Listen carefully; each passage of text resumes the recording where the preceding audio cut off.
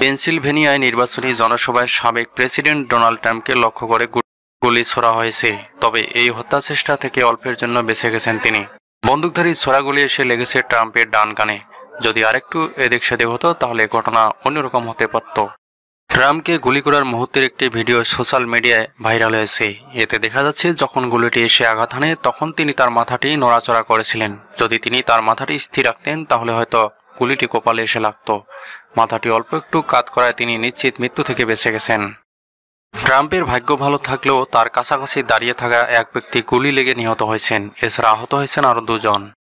এদিকে ট্রাম্পের উপর হামলা চালিয়েছে টমাস ম্যাথু ক্রুকস নামের 20 বছর বয়সী এক যুবক। তিনি গুলি ছোড়ার পর সিক্রেট সার্ভিসের এক স্নাইপার তাকে লক্ষ্য করে পাল্টা গুলি ছোড়েন। এতে সঙ্গে সঙ্গে তার মৃত্যু হয়। স্নাইপারের গুলি গিয়ে সরাসরি আঘাত হানে তার মাথায়। গুলির আঘাতে তার মাথাটি থেতলে যায়।